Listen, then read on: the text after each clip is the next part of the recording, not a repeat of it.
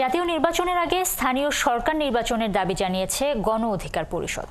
গণহত্যার বিচার এবং গণহত্যাকারীদের রাজনীতি নিষিদ্ধ এবং ফ্যাসিবাদ প্রতিরোধী বিক্ষোভ এবং গণমিছিল থেকে আওয়ামী লীগ নিষিদ্ধ সহ অন্তর্বর্তী সরকারের উপদেষ্টা পরিষদ পুনর্গঠনেরও আহ্বান জানিয়েছে দলটির নেতারা। এছাড়াও সারা দেশে আওয়ামী লীগ নিষিদ্ধের দাবিতে বিক্ষোভে আগামী 19 ফেব্রুয়ারি থেকে কর্মসূচি পালনের ঘোষণা দেন তারা। রহিম রুমনের রিপোর্টে বিস্তারিত। জুলাই অভ্যুত্থানে গুলিবিদ্ধ হাসানের মরদেহ নিয়ে একদিকে যখন কফিন মিছিল করছিল বৈষম্য বিরোধী আন্দোলনকারীরা, তখন বিজয়নগরে গণহত্যার বিচার ও গণহত্যাকারীদের রাজনীতি নিষিদ্ধের দাবিতে গণ অধিকার পরিষদের এই বিক্ষোভ মিছিল। ফ্যাসিবাদ প্রতিরোধী এই বিক্ষোভ মিছিল থেকে জুলাই অভ্যুত্থানে গণহত্যার দায়ে আওয়ামী লীগের রাজনীতি নিষিদ্ধের দাবি জানান নেতারা। আওয়ামী লীগ নিষিদ্ধ না হলে যমুনা ঘেরাওয়েরও হুঁশিয়ারি দেন তারা।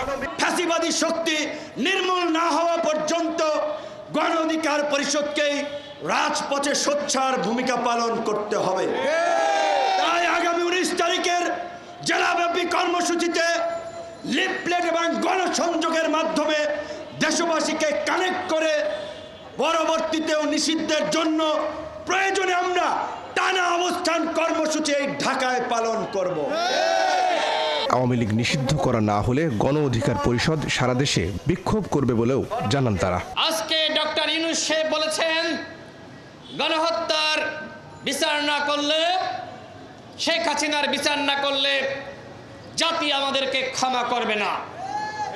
এই কথাই আমরা বলেছিলাম, আওয়ামী লীগকে নিষিদ্ধ না করলে এই অন্তর্বর্তীকালীন সরকারকে এদেশের জনগণ কিছুতেই ক্ষমা করবেন না। আওয়ামী লীগকে নিষিদ্ধ না করলে এই 2000 শহীদের সাথে বেইমানি করা হবে।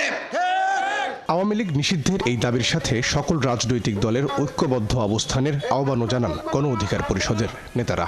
আপনারা গ্রেপ্তারের নামে। রহিম রুমন, 71, ঢাকা।